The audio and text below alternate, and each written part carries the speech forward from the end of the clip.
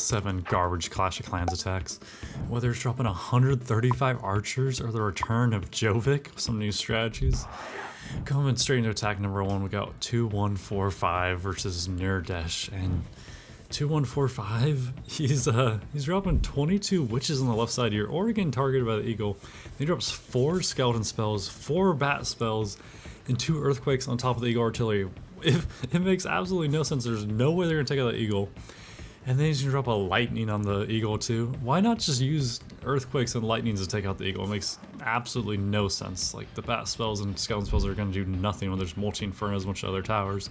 And the eagle starts targeting the other witches here, and like 10 witches go down, more than 10 witches go down to the eagle. And with that, he finally drops his warden, his archer queen, and then he has a flamer, and about 100 skeletons go down to a nice little tornado right there. And he is gonna get the town hall here, and oh my goodness, the witches got absolutely no value. Am I taking out like 1 building each?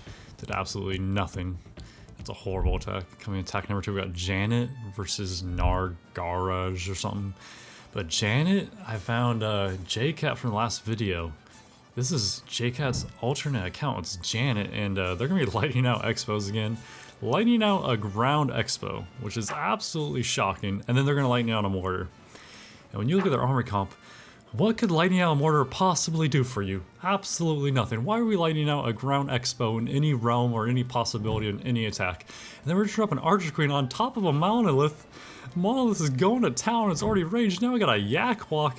We have a Yak Walk, ladies and gentlemen. And then we drop an Air Warden right on top of this monolith again. What are we doing? This makes absolutely no sense. And we drop a king on the right side. Like, it is crazy. And then we drop 2 healers on the warden, but it won't heal an air troop. And now we got a Lassie Walk. We just went from a Yak Walk to a Lassie Walk. I've never seen such a thing. This has turned out to be, I think this might be one of the worst attacks of all time. He's got 2 rocket loons, drops 1 on the monolith, goes down, then drops another one, but doesn't drop it on the monolith, drops it on a builder hut. What are we doing? This is crazy. Like, we can't even take out monoliths on the edge of the base, drop it, you know, maybe 3 rocket loons on there, take it out. It's absolutely horrible base design.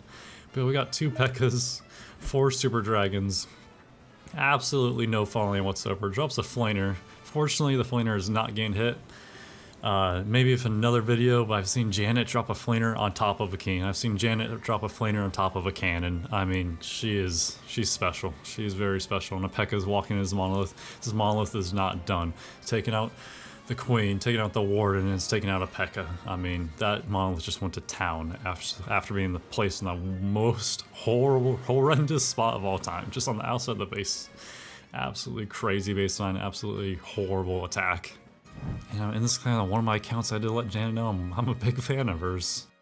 Coming in attack number 3, we got Tig-Sheeny versus Stir. And Tig-Sheeny, he's got 22 giants, which is interesting, especially for a war attack. I don't know why we're using giants, that many at least. And we're dropping a double freeze on a Inferno Tower. I haven't seen that since Johvick dropped like 4 freezes on the same Inferno Tower. But absolutely horrible spell usage so far. Dropping heals and rages on top of each other. I mean, this is like, if you could POV me in 2016 attacking in this game, that's probably what I was doing, dropping heals and rages on top of each other. But we're just going to continue to drop these archers. This man had 135 archers, and we're still cooking. Half of them inside the base, half of them outside of the base. Couldn't even funnel correctly when you have 135 archers. All his giants are in the same exact spot, so they're getting taken out by the eagle. But then the champ goes inside the base, gets hit by a single Inferno. If they would have kept one of their freezes, she would have stayed alive a lot longer. Now the single Inferno is on the king. The king has an earthquake spell, or has the earthquake equipment, and gets the town hall. But the town hall is town hall 13. His king's only level 39, goes down, uses his warden ability, and half his armor is already dead because, of course, I mean, 22 giants and 135 archers. Who would have thought this would ever work? It's not gonna work. And yeah, that is an absolutely horrible attack. Coming in attack number 4, we got Johvick versus Matado. And Johvick, he's back. He's been gone for quite a while, but he has a new attack strategy. I like it. It's very interesting. That's what I like about Johvick. This is why Johvick is the legend, because he doesn't just use E-Dragons. He actually never uses like just E-Dragons. He uses his own strategies. He's gotten much better at the game. You know, he dropped a heal on like 5 hogs right there, and, you know, Johvick special. Then we got the King, he's got the Vamp Stash and the Earthquake equipment. Drops a Super Dragon on top of the King. Don't know why, no one ever knows why. And then Queen takes out the CC here. Thankfully, she had the invisibility spell. Then he drops another heal and a Rage on top of the same exact spot. Then we drop a Haste in the same spot. Why are we dropping Haste on Hogs? I mean, we'll never know. We're dropping Haste on top of Hog Riders. I mean, that's literally doing absolutely nothing. Then we drop our Warden. Then we drop 8 Rocket Balloons like 30 meters away from any defense. They run out of juice before they even get to a defense. What are we doing? You gotta drop those closer, Johvick. Come on, man.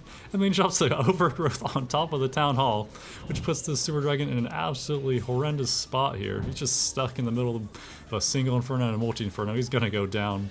Rocket Balloon's left side eventually go down and uses his ward ability, but you know, there's just too much of the base at this point. He's got 2 Super Dragons and a Warden. They ain't gonna cook.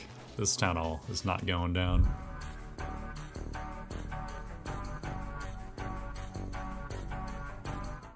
Coming in attack number 5, we got Keenan versus Siva 2.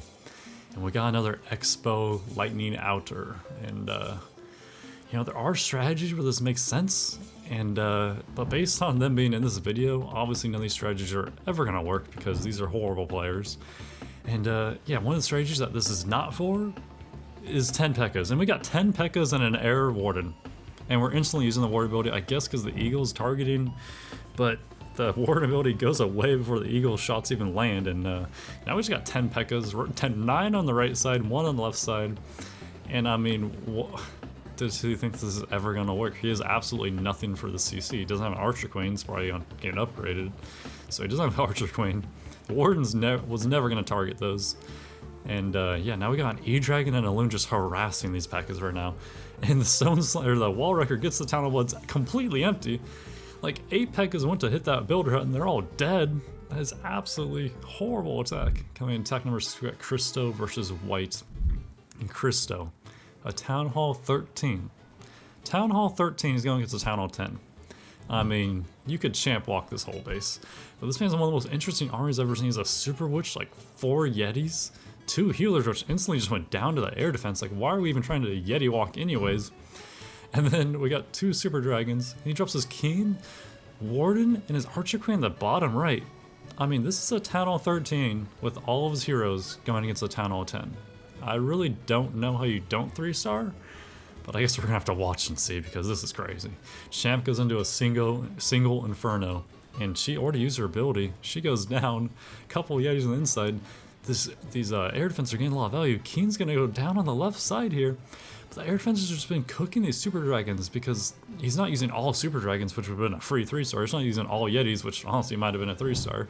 He's using Super Dragons and Yetis. Like, you never want to mix air and ground that much. Like, you know, 50-50. Depends on the attack strategy. You can make anything work, but I mean, let's just say these noobs can't make anything work at all.